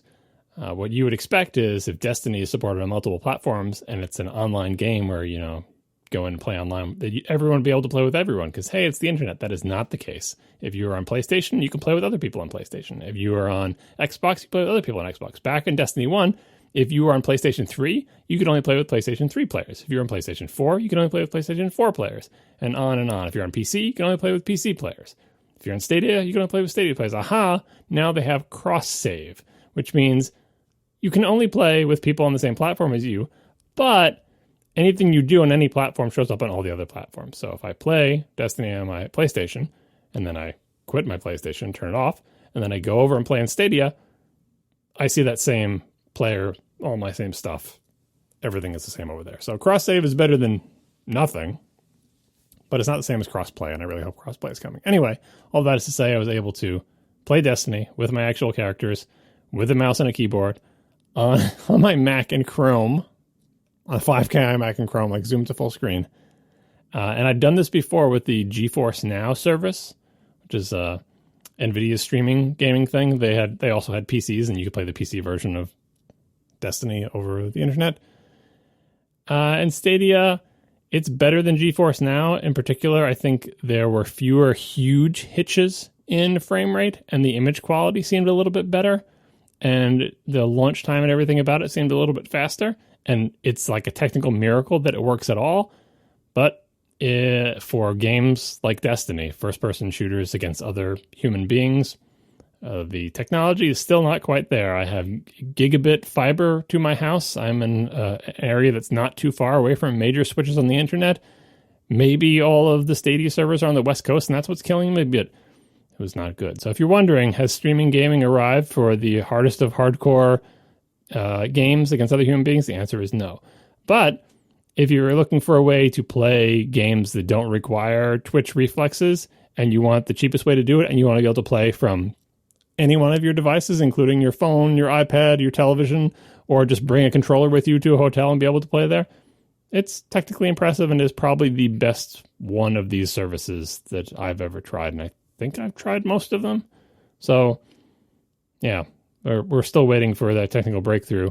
And I guess we're still waiting for that marketing breakthrough where someone can convince people who are not hardcore gamers that don't worry about it if you can't play Destiny. Destiny's a weird, complicated game anyway, and you aren't going to get into it. But this is the best, cheapest, most convenient way to play all those other games that don't require, millisecond precision. So, yeah, I guess that's sort of a thumb sideways on Stadia. And everyone complained about the launch because they had very few games available. Most of the games are already available on other platforms, and there's all sorts of complaining about the launch. It doesn't seem like the service is off to a really great start, and it doesn't seem like any of the technical aspects have surprised anybody with how good they are. They're not way worse than people thought, but they're not way better either. So I feel like Stadia is kind of landing with a thud at this point.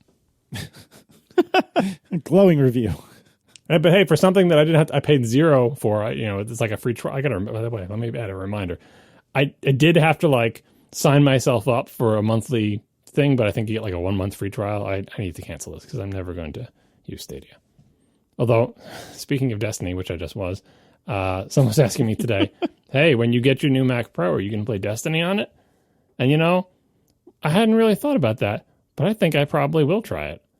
Like, obviously, Destiny doesn't run on the Mac, but assuming Boot Camp is still supported, which Apple people continue to tell me that it is, despite all evidence to the contrary, as far as I can tell, that Boot Camp is still a thing. If I can run Boot Camp on my Mac Pro, I will indeed install some weird version of Windows and install Destiny for the PC, and I suppose buy Destiny for the PC if I don't already own it. I think I did buy Destiny for the PC once, but I don't know if I need to buy it again. It's confusing. Anyway, I will do that so I can try Destiny on my Mac and see how that goes. The advantage, by the way, is why would you want to do that? For some people, it's mouse and keyboard to be able to use the mouse and keyboard. I can't do that for RSI reasons, so I would probably still be using a controller when I played it on my Mac. But on the PlayStation 4, the frame rate is capped at 30 frames per second, and the frame rate is uncapped when you play on a PC or a Mac Pro. And of course, the resolution is better and all that other stuff. So I'd really love to see Destiny at higher resolution and much higher frame rates just to see what that's like. But you don't need to buy a Mac Pro, John. That's what Jason told me. I don't. To run Destiny, so again, as a friend pointed out to me, if I put like a modern NVIDIA GPU in my 2008 Mac Pro, it would run Destiny at 60 frames per second. It doesn't take much to be faster than PlayStation 4. Even my Mac Pro could do it if given a $600 GPU. But you still are buying that Mac Pro, huh? Sure am. You don't need it, though. I don't. I absolutely do not. He has to buy it at this point. Oh, no argument. No argument at all. I want to buy it. That's the word that keeps me laughing. I want to buy it. You also have to buy it. I mean, let's be honest. I don't have to.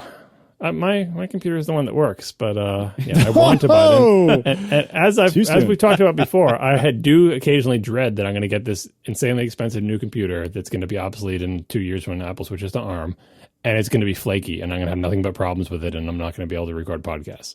We'll see how it goes. Hey, I've been there, John. You can make it through. Trust me on this. Yeah. I'll get the Apple Care. Don't worry. Yeah, I recommend it. And you're still not getting one, Marco? I don't have any plans to. I'm extremely happy with my iMac Pro. You're so adorable. What if it comes with an LED light? I mean, how bright is it? That's right. It comes out of all the holes. Yeah, You thought those holes were there for airflow, but it's also for light. It's a billion nits. That's the thing. You don't even need that. Maybe imagine how crazy it would be if Marco buys the Pro Display XDR because of the bazillion nits, but doesn't bother connecting it to the Mac Pro. Can the iMac Pro drive the 6K? I don't think it can, right? I think so. They have not said, I don't think. All they have said is that the 16-inch MacBook Pro can drive 2 of them. Mm-hmm. But I don't think they've actually documented or said anywhere what else can drive them and how many. Yeah, I'm guessing no based on the age of the computer, but who knows? You're making me feel real great about my purchase, John. Well, you're not going to buy an XDR. Yeah, are you going to put the 6K monitor next to your iMac Pro? Nobody wants to buy that except for a very small group of people. Even I don't want to buy it. But you will. You could almost buy 2 of your iMac Pros for the price of the XDR. Yeah, instead of dual monitors, just do dual iMac Pros. And they're 2 totally different computers, and just use a KVM to constantly switch between. Oh, what was that software that let you do like a fake software KVM over the not the internet, intranet? I forget the name. God, I can't remember it either now. It's not Hammerspoon. That's the config one. It's going to drive me nuts now. Knifey Spoony? Spoony Knifey? Synergy. There we go. Chat room. Yeah. That's it. Oh, man. I am so excited for Marco to cave on this and buy himself a Mac Pro. Look, you'll be the first ones to know. No, we won't. Well, the business rep at the Apple Store might be the first one to know. and then Tiff. And I think Tiff might know first. Yeah, we'll see. We need to get there and say, if Marco just quietly leaves the house, ask him where he's going. Are you going to buy a Mac? No, I'm not buying a Mac. I'm going to the store and getting milk. Not buying a Mac Pro at all. The best will be if the way I find out that Marco has bought a Mac Pro is suddenly out of nowhere. Someone freezes his credit because the purchase is too big. No, I think even better would be out of nowhere. I come home in the afternoon from wherever and I see there's a big package on my front porch and I think, oh, that's weird. I wasn't expecting anything. And I bring it in and I see it's from the town in which Marco lives. And I think, well, what would Marco have sent me? I wasn't expecting that at all. And I open it up and I realize, oh, it's an iMac carrying case. Oh my God, I know what he's done. He would never give up the iMac Pro. That would be his portable desktop. It's the stationary desktop and the portable desktop. Yeah, my travel computer. Oh my gosh, that is funny. We are sponsored this week by Handy. Now, if you've ever hosted a holiday get-together now in the holiday season, you know a thing or two about how chaotic it can be and how chaotic it is in your house. And time is not on your side here. That's why Handy can help you out. Handy is the easy and convenient way to book home cleanings on a schedule that works for you. And with Handy, you can book a home cleaning in just 60 seconds. Handy will match you with a top-rated pro in your area, or you can choose who you want to work with. You can even compare profiles and read real customer reviews. You can choose a weekly, bi-weekly, or monthly plan. Handy schedules your recurring bookings to make things super easy on you, and it's all with incredibly upfront pricing. What you see is what you pay. You can pay securely in the Handy app. No need to worry about cash or checks. You can even tip your pro directly in the app, and 100% of your tips go directly to the pros that you work with. So you can also get your home cleaned very conveniently anytime from 7 a.m. to 11 p.m., 7 days a week, subject to availability. That way they can work with your schedule. And Handy's pros are background checked and vetted, rated by customers to ensure quality. You can learn more about Handy's background checks at handy.com/trust and safety. And Handy backs this with their happiness guarantee. If you aren't satisfied with the quality of the service, Handy will book another pro to make it right at no extra charge. So for our listeners, Handy has a special limited time offer. Get your first 3-hour cleaning for only $29 when you sign up for a cleaning plan. Go to handy.com/ATP and promo code ATP. That's a 3-hour home cleaning for just $29 with a cleaning plan at handy.com/ATP, promo code ATP. Terms and conditions apply. Visit Handy's website for more information. Handy is the most reliable name in house cleaning. Thank you so much to Handy for sponsoring our show. All right, let's do some Ask ATP. And someone, probably Joel, wrote in, hey, what do you think of developers trying to be fun in Apple Store update notes? I, generally speaking, don't like it, but there are exceptions where it's really good. If you are lucky enough to be on the gift-wrapped beta, on the test flight beta, and I think Jelly does this for the actual release notes too, but the gift-wrapped beta is worth the figurative price of admission for the release notes alone, because I don't have any in front of me, but Jelly's release notes for the gift wrap beta are phenomenal. It's like a story in and of themselves, and they're so good. When like big companies try to be cutesy and funny, I think it almost always fails and is garbage, and I hate it. But when smaller independent developers try it, usually they are still connected enough with reality that it can work and work well. But that's just my 2 cents. Let me ask the old and stodgy ones, starting with Marco. What do you think?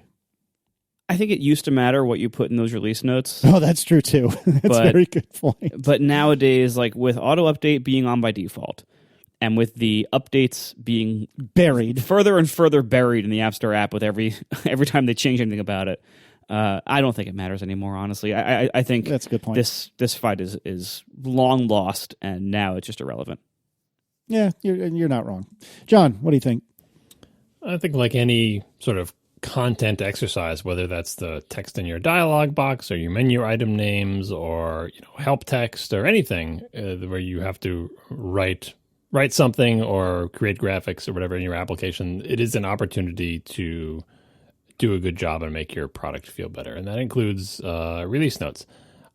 Very few people will ever look at them. Fewer now, like Marco pointed out, than ever before because of the changes Apple has made.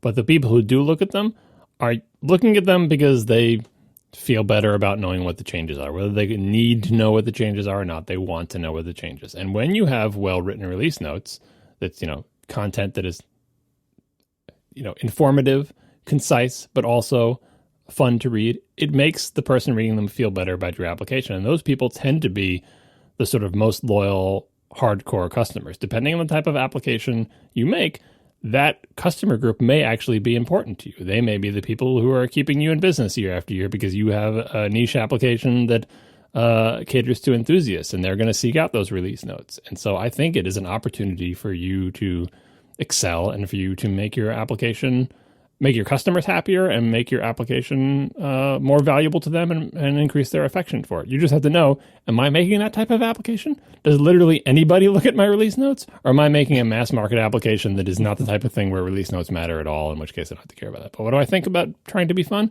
I think it's perfectly fine and could possibly be beneficial. And then the final thing is, even if nobody reads them, if it makes you happy to do it as like sort of celebrating like a cherry on top of you getting a release out, and you just do it because it's a fun thing that you enjoy because you like writing, and maybe like you and 5 of your friends ever look at them and get amused by them, that can be a perfectly valid thing to do. It's not like we're asking, the act of writing release notes is not writing a novel. It's like hopefully a very small amount of text. And if it makes you feel good to do it, then do it. But as Casey pointed out, try to ask a trusted friend whether you're actually making amusing release notes or whether you are not doing a good job in that task, in which case it could actually be harmful. Mike Bullock-Ziegler writes, I am getting iPads for out-of-state grandparents to make it easy to share photos of my son and FaceTime with us. Neither are tech-savvy. Neither of them uses much tech outside of a TV remote. Any setup tips or suggestions outside of accessibility settings for elder-proofing it? I don't have any great answers for this, so I'm really curious if you guys have any really clever ideas. I actually I did this with both of my grandparents over the last decade or so. It's hard, obviously, like, do what you can, get all the updates on, bury all the apps that they won't use and will just confuse them in a folder, like, an Apple folder, bury as much as you can so that they can just have one page of Springboard. They don't have to swipe to different pages, have everything on one page, show them, obviously, the best thing you can do is be there with them when they first get it, show them how to use it, show them the basics. And then one thing that, depending on what your budget will allow for this use, get them the cellular ones and activate the plan with something that you pay for and you control. Because then they never have to worry about Wi-Fi or connectivity. They're just always online. Like I don't know what this person's grandparent situation is at home, but like my grandparents, when I did this for them a few years back, they didn't have an internet connection at their house yet because they didn't have a computer. So I decided, let me just avoid this problem entirely. Because like once you involve an internet connection, then they have to call the cable company or whatever and have them bring out their stupid Wi-Fi router and deal with all that crap. And like that's a whole other level of complexity and cost for them to deal with. And if you're trying to minimize that impact on them, if you can spare the money, just set it up with cellular and on your own plan that you pay for, that they don't even need to think about it. To them, their iPad is just always online. That's a good idea. John, any thoughts? The only thing I'd add is, so Apple's devices and their iOS devices have tons of accessibility settings, but the only way you're going to know which one should be enabled and what they should be set to is to sit down with the person who's going to be using the person or persons who are going to be using the device and try each one. Do you like this better? Do you like that better? What do you think of this? What do you think of that? And then when you change the accessibility settings, in particular things having to do with font size and weight, also then try the applications that they think they're going to be using, because despite all of Apple's WWDC sessions trying to tell you how to make your layouts still work when the dynamic text changes and everything, even Apple's own applications can have serious layout problems when you really crank up the text, especially on smaller devices. So like just go through the whole accessibility screen, sit there and try to get something that, is works well for the people who are going to use it, and go through the applications, show them how to use them, send test emails so they know how to get it, send test FaceTime calls, show them how to call things, set up their contacts, put little, images on all of their contacts, get everything pruned down, like Margo said, to just the things that they care about. You can now, quote unquote, delete lots of built-in applications where it just hides them or whatever. Do that. And then just go through the entire settings screen and set up everything in a reasonable way. It's going to take a long time, but that's the way to do it. The only part where I have some trepidation is I still find, and maybe it's because I'm just not in the loop on this, maybe someone who's more hardcore into iOS can tell me, but I still find that the ultimate out that I talked about on the past episode of taking control of someone's screen remotely, I don't think you can do that in iOS. Do you know if that's possible? I don't think so. I don't think it is, but man, I have wished for that. Like there have been times when one of my grandparents would call with a question, and I'd have to talk them through something over the phone, and it's hard because I don't know, depending on what your grandparents exposure to computers before this has been. My grandparents were starting from zero, and so it's hard to even try to get each other to explain with clear terminology, like what's going on, what to do, have them explain what's happening on the screen, and then you tell them what to do on screen. Like when they lack basic terminology because they don't have any experience with the computers before this, even that part becomes very difficult. And so obviously if you can be in person, that's great. In my case, at the time I was doing all this, I lived in New York and they lived in Phoenix, so that didn't, that wasn't really easily possible most of the time. So I just had to do tech support over the phone, and it was really hard. And there were a couple times where I had to say, I'm sorry, I don't know what to do. Next time you're in the mall, bring it to the Apple Store and they'll help you. Because I just couldn't figure out communication wise, how to work it out over the phone. It was really hard. And so I would have loved some kind of remote screen control thing in that kind of situation. But as far as I know, it's not possible. Chat room says you can share the screen but not control it. But anyway, that's my only trepidation. Mac's by far way harder for people who aren't into computers to be able to deal with, but they do have that one advantage. The hack way that I've done in the past, even before the screen sharing days, I used to actually use VPN to do it, but it was so hard keeping third-party VPN stuff going, and then iChat came and allowed screen. Anyway, the hack way is if they have a phone that can do video chatting, or at least just has a camera and they know how to text you pictures, you can, someone can hold the phone up to another computer screen and say, this is what I'm seeing, which helps a lot. Or they can take pictures of a screen and send them to you. But if they have a phone, just do FaceTime.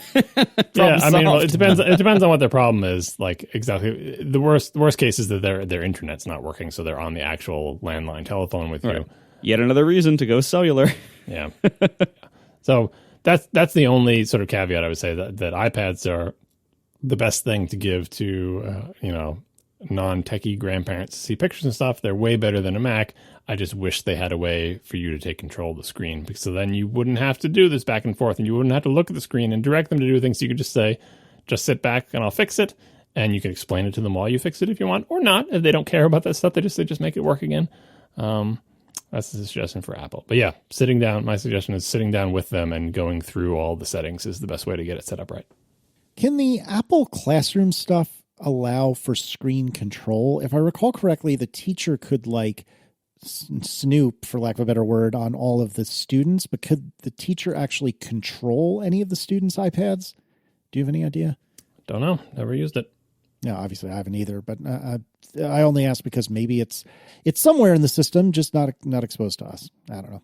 And finally, Greg would like to know, Marco, I'm sure you've been asked before, but is there any chance you would port Overcast to the Amazon Talking Tube ecosystem?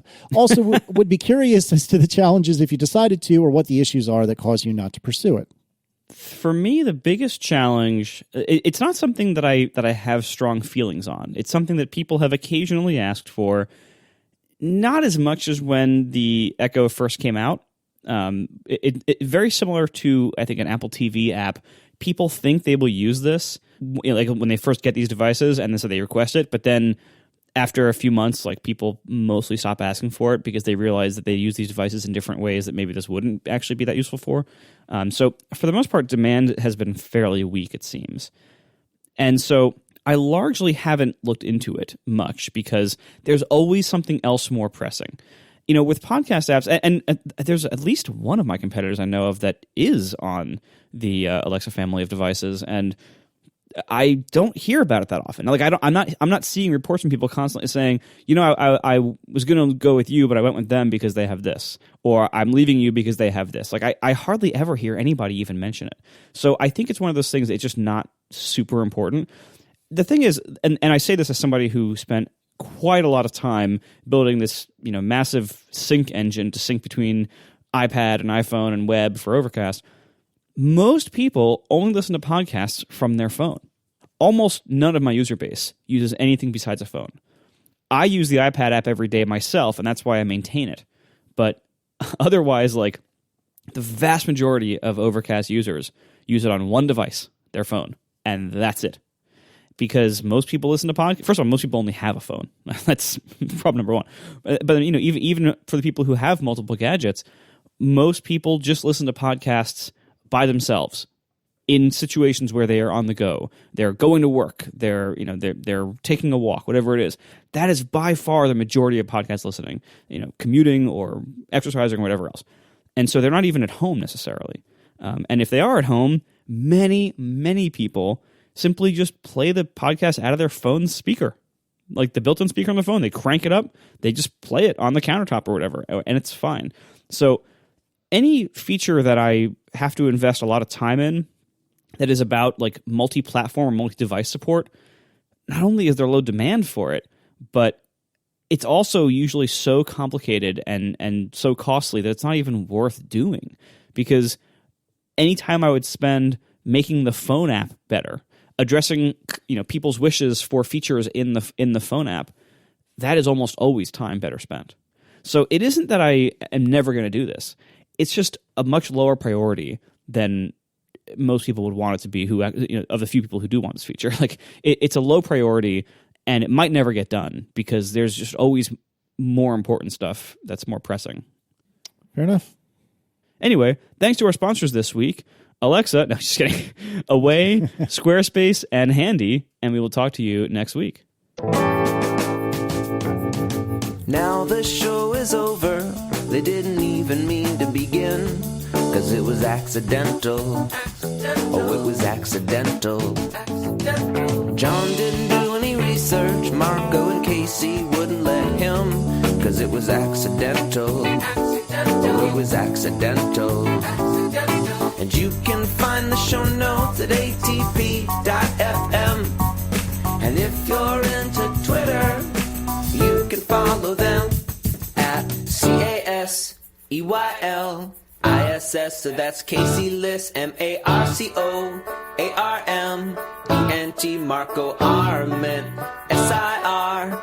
AC, USA, Syracuse, it's accidental. They didn't mean to. Accidental. Tech podcast so long. Oh man, I had to go appliance shopping. Our washer died. We had to get a new clothes washer. Clothes washer, as distinguished, I guess, from a dishwasher? I don't know what people in other countries call their washing machines. I figured just in case, it's the laundry machine that washes your clothes. If it doesn't dry them, that's a different machine in our country usually. Unless you have a combination. Right. That's very rare in America though to have the combo machines because usually we have these giant places that we can fit two huge machines. I think the combo machines are more common like in Japan and Europe where they actually have space issues. But anyway, so I had to replace our washing machine and that was a whole thing because like we had a front loader. Because when we moved into our house and we had to get a new washing machine because the one that came with the house was broken, and so we had to get a new washing machine. And everyone was getting front loaders. This was 9 years ago. Everybody was getting front loaders. So all right, fine, we got a front loader, and we heard, hey, they stink after a while because water basically sits in the bottom of them when they're not in use. So anytime you have standing water, you're gonna have stink problems or mold problems or whatever. So we did all the precautions. We always left the door a little bit open. We would always pull out the detergent drawer thing when it was not in use. So like everything could dry out. Everything was open to the air and could dry out all the time when it wasn't in use. We would run the cleaning cycles. We tried the special afresh things that the washer, I guess, wanted us to use. We did all this stuff reliably, and we cared for this thing perfectly, and it's still slowly starting to stink. Granted, it was 9 years old. Slowly starting to stink. That still didn't get us to replace it eventually, because we learned like, oh, just run the first wash. Like if we were gone for if we were out of town for a week, run the first wash empty maybe, and it'll squirt out all the stinky water, and then we can run a wash after that. That would be normal-ish. But finally, it died. Finally, it started throwing error codes that, when looked up on Google, were things that were very expensive to fix, and it wouldn't spin anymore. So we figured, all right, now finally we have a motivating reason. Let's get a new washer, but let's get a top loader. And it turns out, according to the appliance salesman and the installers who came to install the thing, it turns out lots of people have made this exact same move from the front loaders that seem really nice and are super efficient, but really have stink problems, moving back to the old top loaders. So we'll see how that goes. The reason I wanted to mention all this is that we also really hate our fridge. This is not for any, incredibly major reason. It keeps our food cold. It works in most ways, but it has a water dispenser on the inside of the fridge. And so you have to open the door, and it's not even on the opening side of the door. It's on the hinge side of the door. So you have to open the fridge all the way and reach in and basically hang out in the fridge, holding down the water button and your cup under the water thing. This is most of the time a two-hand operation to just get a cup of water. And we work at home and we drink a lot of water. So this happens all the time. And we're like, okay, this is stupid. We're hanging out in the whole fridge every time we need to get water. This has to be incredibly inefficient to be losing all this cold air as we're sitting here with the door open, filling up 1 or 2 glasses of water. We've hated the fridge forever.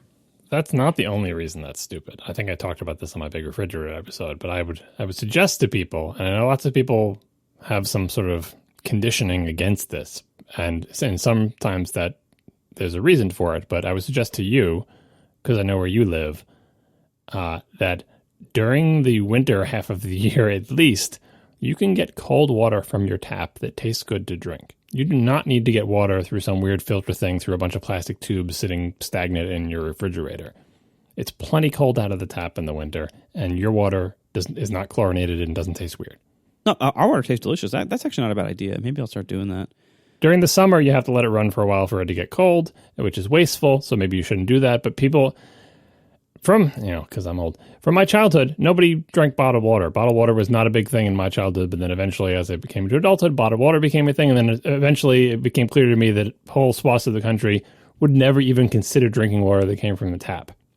Sometimes, again, it's founded because your water has chlorinated or has weird minerals in it, and you don't want to drink it and it tastes bad, or maybe it's filled with lead, or who knows what's the problem with your tap water. Like, it's part of the reason we have these terrible bottles of water. But everybody loves those refrigerator things, and as far as I'm concerned, they taste like a filter. I can't stand the Brita things. I can't stand water on the door. I want water out of the faucet. That's my preferred drink, and I would suggest to everyone that if you are mindlessly getting water out of your little plastic tubes in your fridge, consider trying something different. That's, you might have convinced me to try that, because our tap water is fine. Maybe, because I'll tell you what. So we ran into issues with the idea of trying to replace our fridge. Tell me about it. Yeah. So again, anybody who has not listened, you have to go listen to John's episode of Reconcilable Differences, where he gets a new fridge from a few months back, because it is amazing. It Agreed. is a masterpiece. Cosign. It is a Syracuse masterpiece. It is, if you're a fan of anything John, which if you've made it this far listening to our podcast, I assume you are, you must listen. It's a masterpiece. It really is.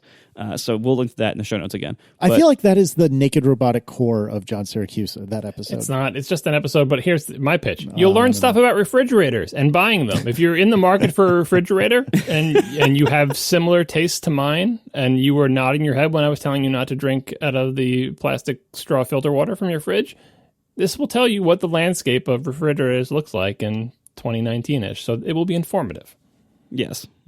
Anyway, so our current fridge is a 36-inch wide, 70-inch tall, counter depth, which means about 25 inches deep. Oh no, counter depth ruins everything. Right? It is built into a cabinet style enclosure. There's a cabinet above it. There's a wall on the left side, but we want the hinge to be on the left side. And so the door, when it swings open, can't extend very far past the left edge of the fridge. We only have about an inch. You're using single door, right? Single door, and we only have about an inch on the left of a gap before it hits the wall. So the door has to mostly swing like with the hinge in place. It can't swing very far to the left of the fridge's bounds. And so we thought, let's look at everything available. And if we can find a good fridge, we're buying a washer too. We'll get some kind of combo deal on it. We'll discount both things. We're buying two at once. We'll save on installation. So let's just replace the fridge that we hate. And there's other issues with it too. Like all the drawers are all cracking, and they don't slide well anymore. And there's all sorts of other issues with it. So we figure, like, while we're getting one appliance, let's see what they can do for two. I don't think there's a single fridge on the market today that would fit in our fridge hole that we would actually like more than the one we have, let alone, like, we're trying to get something better than what we have. I don't even think we can find one that's as good as what we have, because this style of fridge that we have, which is a single door on top and a drawer freezer below, seems to not exist anymore. Not in counter depth. Yes, it's certainly. So we have counter depth is one problem, which I didn't even realize. Like, I measured the 3 dimensions of our fridge, and I went to the store. I'm like, all right, what do you have? It's this dimension, figuring this must be a common dimension. Nope. You don't realize how big everyone else's fridges are. Yours is so shallow. You can barely fit anything in there. Yeah, so most of the fridges are like 8 inches deeper than ours. So, and we have no extra space back there, so it would have to just then stick out from the front by a significant margin. Just got to renovate your kitchen. Yeah. just throw money at this problem and solve it. Which I really don't want to do for lots of reasons. But so I just, this kitchen was only built. This kitchen, I think, is about 12 years old. We didn't do it. The previous owners did it, but they did it pretty recently, before we bought it. So it's about a 12-year-old design. The fridge is probably about that age as well. And I assume, as they boxed out the fridge hole when they first built it, this seemed like a common size. And if you look at any kitchen remodel that was done around 2007, 8-ish, anything that was done around that time, they all have these same fridges, these Whirlpool / Gen Air, it's all the same company. These these stainless steel drawer fridge on the bottom, single door on top, water dispenser on the stupid hinge.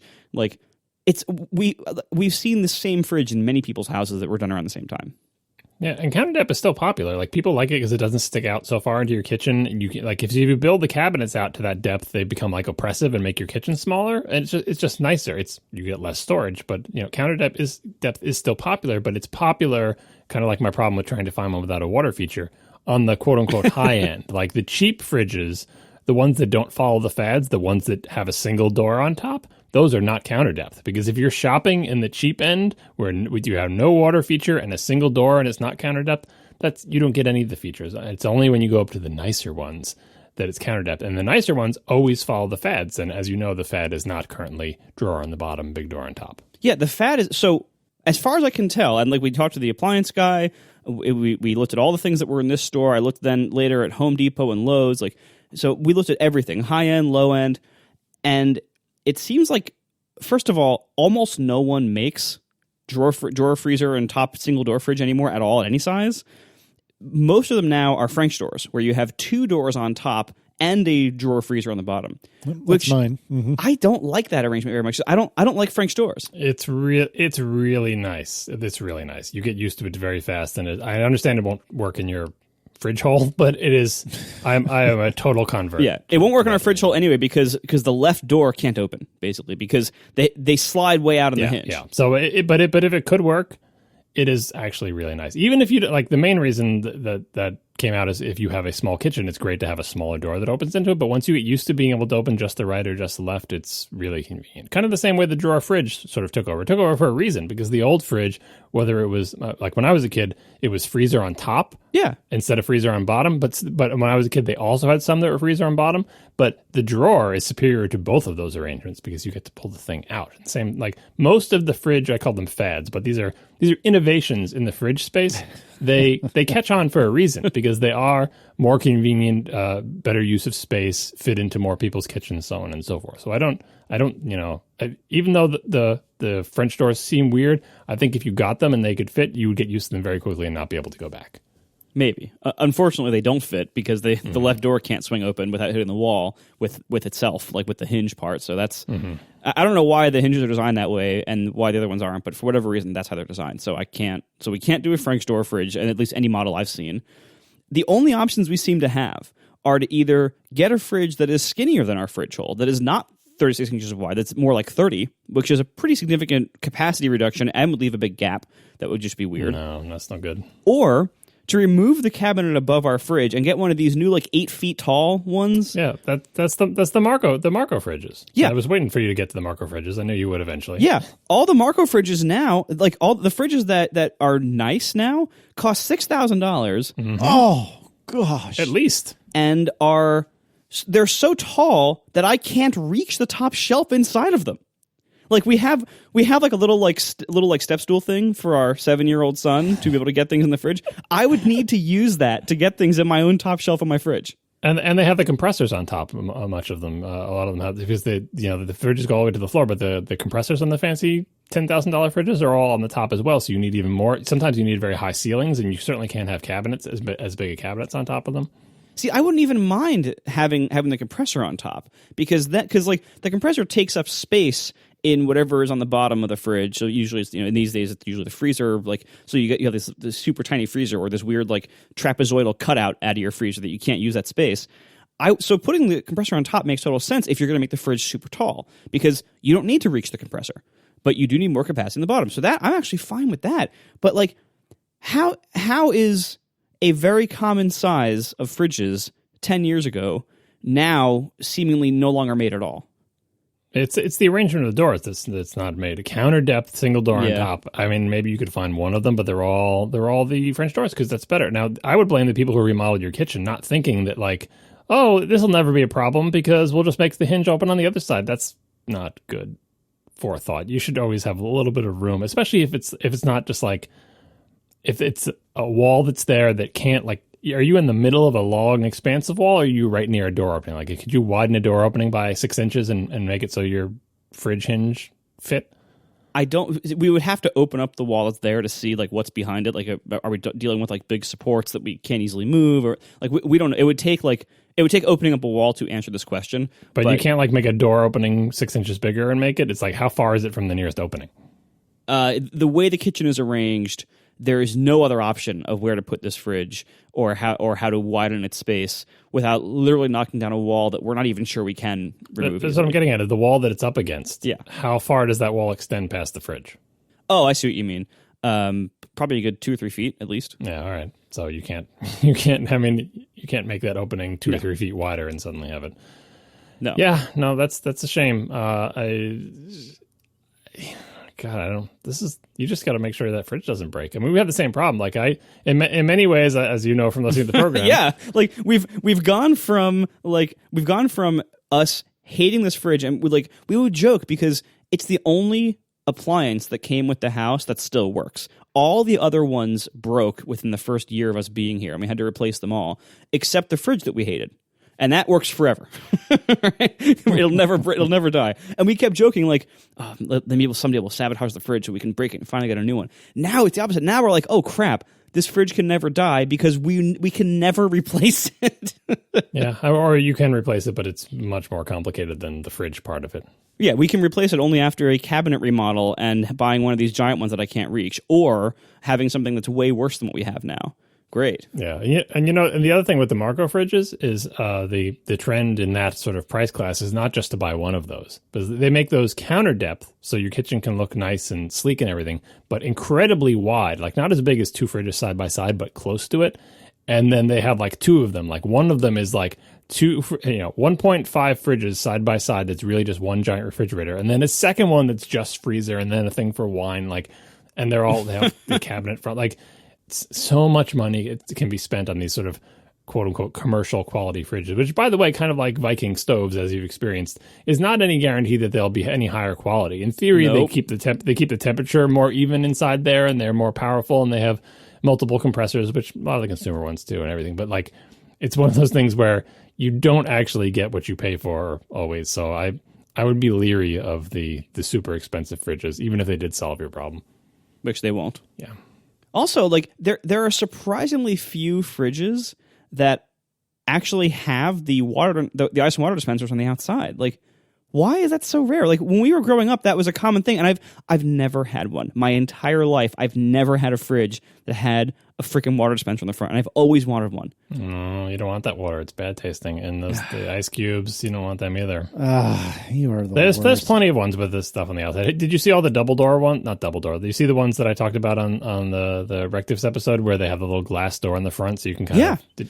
Yeah, our friends have one. It's weird. Like, whenever I go over there and take them out of their fridge, so I always like pull the wrong button, and so like only the front half opens, and I don't think that's a thing that matters. That is not going to stick around, I think. It seems like a weird gimmick that just complicates the mechanism and takes up more space. Yep. I mean, I see the advantage, I see the potential savings, I see the convenience angle, but it's such a compromise in terms of storage space And that's the other thing. If you ever got a non-counter depth one, you'd never be able to go back to counter depth because you'd feel like you're using half a fridge. I see what looks to be a more modern version of our refrigerator that includes Wi-Fi on it. Oh, of course they do. Oh yeah, some of them have screens and everything. Mm-hmm. You can get apps for your fridge. But Maybe you can get Plex for your fridge. You can get it from the content store. nice. Oh my goodness. I put a link in the show notes in the chat room. So this is not our fridge. We bought ours several years ago, but this is a rough equivalent visually to our fridge. So anyway, it has the water feature on the front. Apparently it has Wi-Fi for reasons I still don't understand. But yeah, this is about what we have. It's an LG fridge, and it looks roughly like that. So basically, I think our only option is to either blow out the counter, blow out the cabinet up top, and get a crazy tall $6,000 fridge, or blow out the wall next to the fridge and get a French door one. And see, the thing is, like, as I talked about on the Rectives episode, eventually, if you did find one that fit your dimensions and features, you'd open it up and look inside. You'd be like, I don't like this fridge. These drawers are terrible. I don't like these shelves. Like, you have no choices. Like, you narrow it down so much to find one that actually, like, can work at all. And then your choices is, well, it's this one or nothing. And you look at this one, you're like, but I don't like this one. Yeah, too bad. Oh, good. Yeah. Shopping for fridges is tough. Yeah, and the thing is, I meant to talk about this when you were talking about your washing machine. There is a good subculture, if you want to check it out on YouTube, of people essentially complaining that they don't make them like they used to, especially when it comes to washing machines and dryers. They absolutely do not make them the way they used to. In some ways, good, because the new ones use less energy and less water and do a better job and yada yada, but in many ways very bad in terms of quality of materials and durability and expected lifetime, which is why you may have some relative or your parents or whatever that has like a 25 or 30-year-old washing machine that's still going strong. And if you buy a modern one at great expense, there's no way in hell it's going to last 20 years. You'd have to replace like everything inside that thing 3 times over for it to last that long, because they just don't build them with materials that are even designed to last that long. From the outer case of the thing all the way down to every motor, bearing, the whole 9 yards. So if you do find a fridge that you actually like and fits in the space, don't expect it to be there probably as long as this one was, because they're all made of cheaper materials with lower reliability, and it's just a sad state of affairs. Except for, I suppose, the Marco ones, which will be exactly as unreliable as the Marco fridge from the 70s or whatever the equivalent was. Yeah, right. No, and I tell you, I actually did stumble into that area of YouTube briefly when we were researching washers, because I had the same thought. Hey, why don't we try to find a really good one? And if you look at the reviews for every single new washer, with one exception, the reviews are all the same. They're all like, well, it doesn't use much water, cycles take a very long time, and it doesn't clean very well.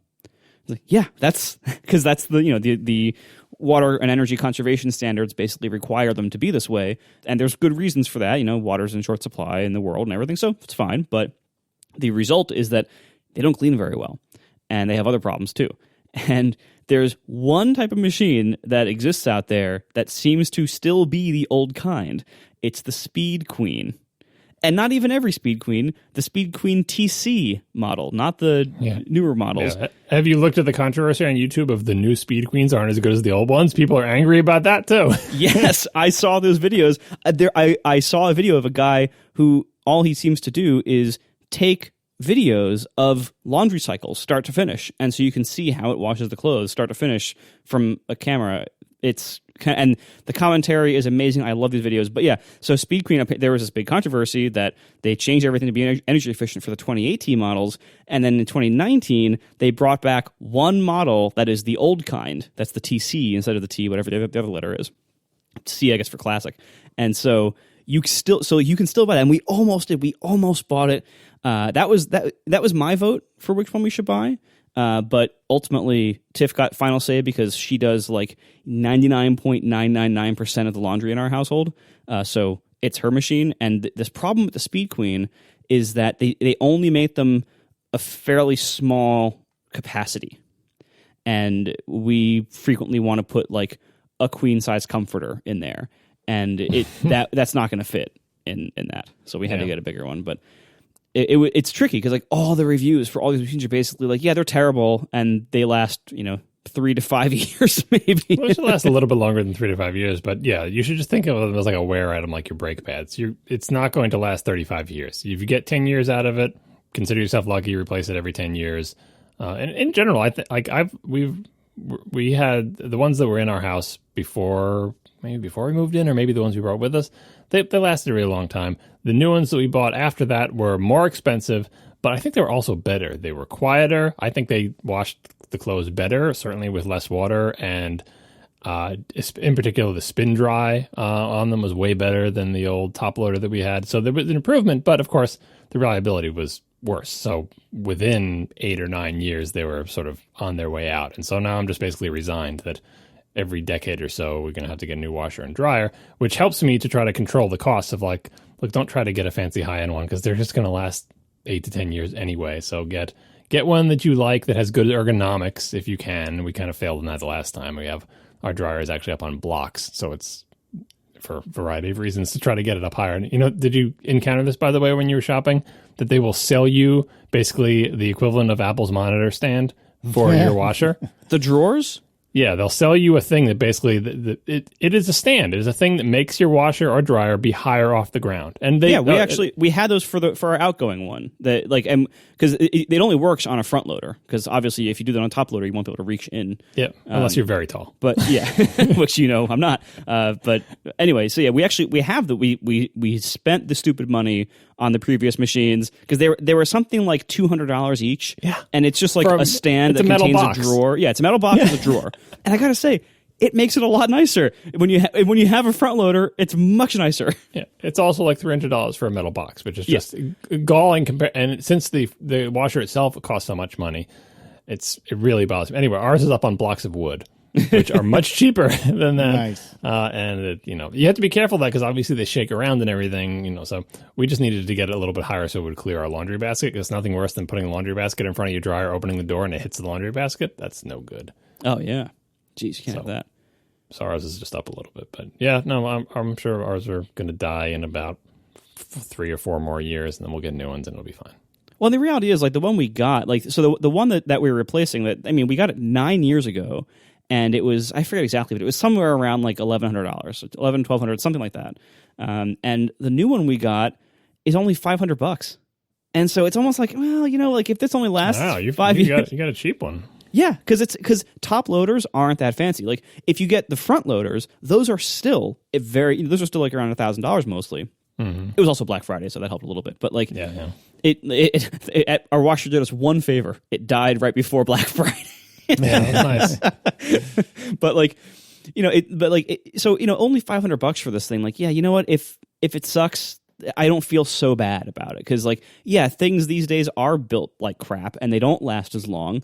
But if they're cheaper, well, it's not good from a waste perspective, but at least you don't feel like you're getting as ripped off. Like if you're going to pay a lot for something that's terrible, that's a different story. Like the Marco fridge. Like that's why I don't want to do that. I don't want to spend $6,000 on a fridge because I know it's going to be the same garbage as the $1,000 one, just with a fancier plate on the front of it.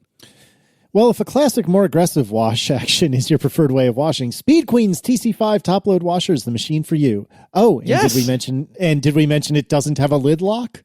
The marketing copy on this is incredible. So your pets can dive right in. Yeah, like it's amazing to see the reviews for the Speed Queen after you've seen the reviews for all the other washers.